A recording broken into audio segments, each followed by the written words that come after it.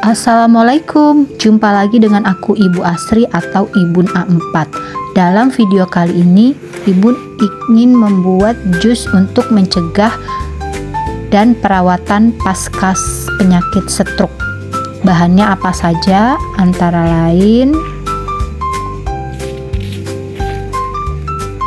pepaya, jeruk nipis, madu, dan air. Ukurannya seberapa? Kita lihat ya video selanjutnya, disimak sampai selesai ya teman-teman.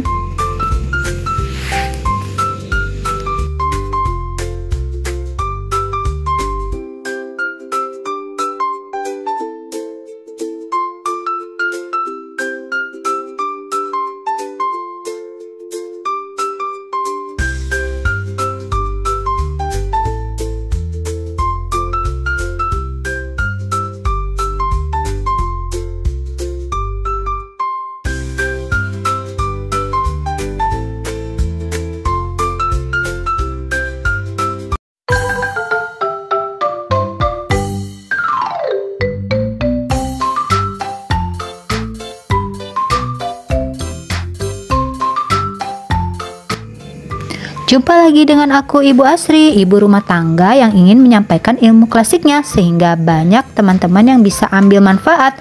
Senantiasa sehat, ibadah lancar sampai Allah memanggil kita ke syurga, amin. Bahan yang dipakai untuk kali ini yaitu buah manggis. Manggis ini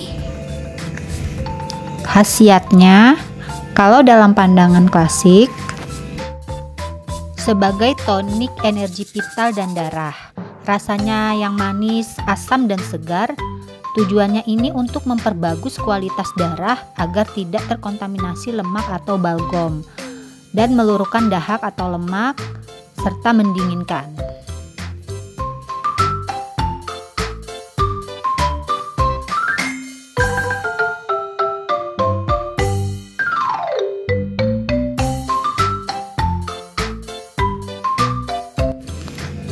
Nah, ini cara Ibu menimbang dan membuat jus tersebut.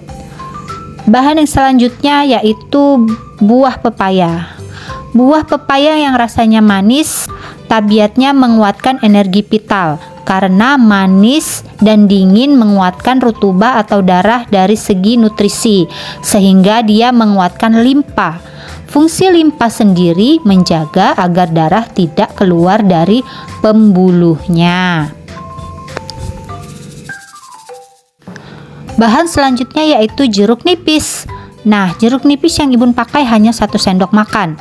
Sifat aromatiknya ini membuang angin dan membaguskan kualitas darah kita. Kemudian bahan yang keempat yaitu madu. Fungsinya madu yaitu mengharmoniskan bahan obat dan mengharmoniskan darah. Jadi bahan yang ketiga di atas diharmoniskan oleh madu. Nah, tambahkan air secukupnya, jangan lupa ya teman-teman.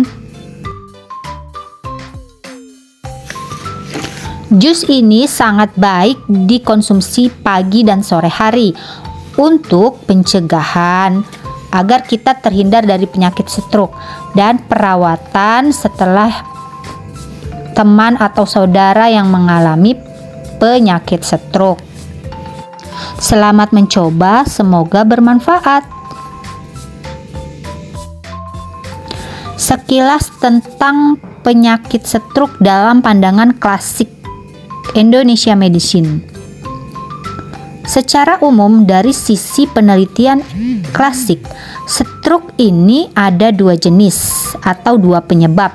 Yang pertama, penyempitan pembuluh darah di otak. Yang kedua, pecahnya pembuluh darah di otak.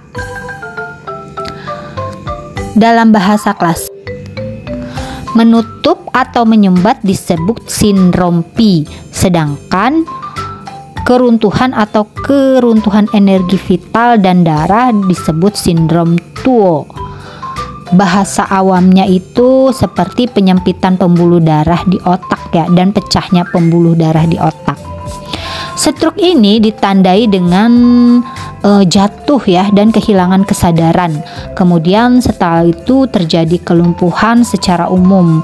Biasanya ada juga yang separuh badan gangguan yang muncul antara lain gangguan bicara, yang sulit bicara, kemudian mulutnya mencong, dan karakteristik dengan serangan yang mendadak dengan gejala patologis yang bervariasi yang berulang-ulang dengan cepat.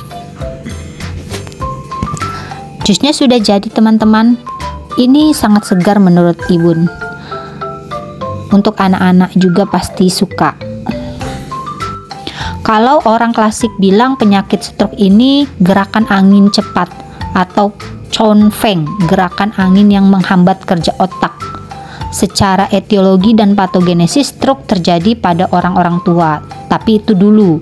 Sekarang di zaman ini usia 35 tahun ada yang sudah terkena penyakit stroke.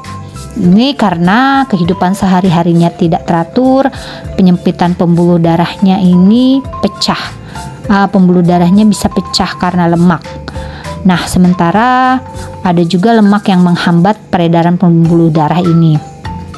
Selain kehidupan sehari-hari yang tidak teratur, ada juga karena perilaku seksual yang berlebihan, atau juga makan minum yang tidak teratur juga punya pengaruh buruk pada fungsi transformasi dan transportasi limpa atau perut kecil kita.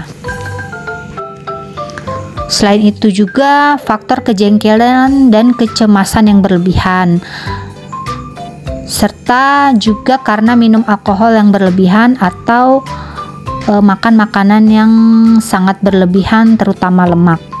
Kemudian karena kelelahan secara fisik juga bisa berpengaruh atau stres berlebihan, serta patogen penyakit angin yang datang dari luar sehingga berkobarnya panas hati dan jantung. Karena perhambatan tersebut bisa lambat atau pecahnya pembuluh darah. Oke teman-teman, cukup sampai di sini dulu video kali ini. Semoga ada manfaat yang bisa diambil. Sampai bertemu lagi di video selanjutnya teman-teman. Insya Allah. Assalamualaikum.